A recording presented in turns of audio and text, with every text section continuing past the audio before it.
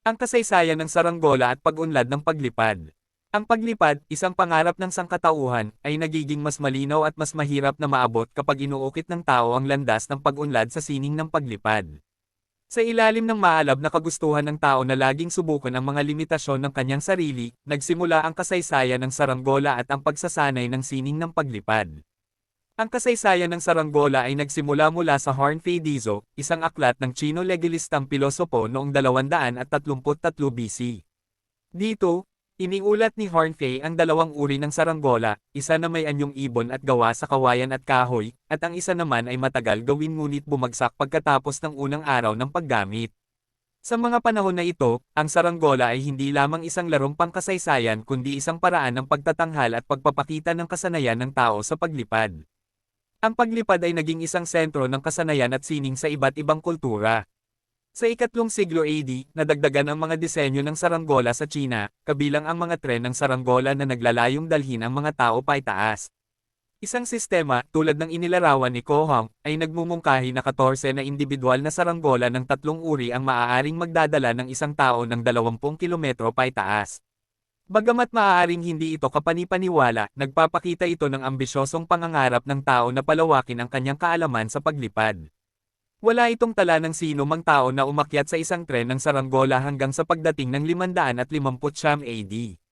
Isang hari ng Northern Qi ang nagpatakbo ng mga bilanggo mula sa itaas ng Tower of the Golden Phoenix. Ang unang tao na umakyat sa isang saranggola ng may tagumpay ay si Toba Warnta, isang maharlika na nagawa ng 3 kilometro na lipad. Ang tagumpay na ito ay hindi lamang nagbibigay ng aliw kundi nagbubukas din ng pintuan para sa mas mataas na pangarap sa paglipad. Ang ganitong mga tagumpay ay nagpapakita ng determinasyon ng tao na subukang abutin ang langit. Ang tagumpay nito Bawarnta at ng iba pang nagtagumpay sa sining ng paglipad ay nagbibigay inspirasyon para sa mas mataas na antas ng pagsasanay at pagsusuri. Ang mga sining ng hang gliding at box kiting ay nagkaroon ng mahalagang papel sa pag-unlad ng paglipad. Noong ika-9 na siglo, ang hang glider ay ipinakita kay Emperor Warringmar ni Jarnheng, isang siyentipikong Tsino. Sa pamamagitan ng ganitong sining, nagsimula ang pagsasanay sa pagsusumikap sa paglipad. Noong 1890s, si Lawrence Hargrave, isang Australianong imbentor, ang nag-imbento ng box kite. Ang box kite ay nagbigay ng mas malalim na pangunawa sa mga prinsipyo ng aerodynamics, nagbubukas ng mas maraming oportunidad para sa pagsasanay at pagsusuri sa iba't ibang aspekto ng aeronautika. Sa paglipas ng panahon, naganap ang mga makabagong pagsusumikap sa paglipad. Noong 1784, ang isang pahabang balon na may serye ng propeller ay nairekomenda ni Meusnier, nagdulot ito ng inspirasyon para sa mga maagang konsepto ng dirigible o airship. Ang dirigible ay nagdulot ng mas ligtas na pagsasanay sa paglipad, nagbukas ng mga pintuan para sa mas malawakang eksplorasyon sa kalawakan. Ang mga oras ng tagumpay sa pagsasanay ay nag-ambag sa mas mabilis na pagsasanay sa teknolohiya.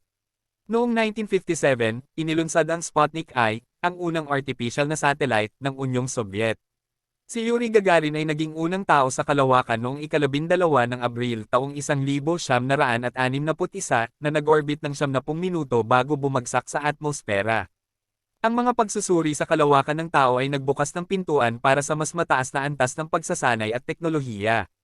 Ang paglipad sa kalawakan ay nagbukas ng mga pinto para sa mga makabagong pagsusumikap.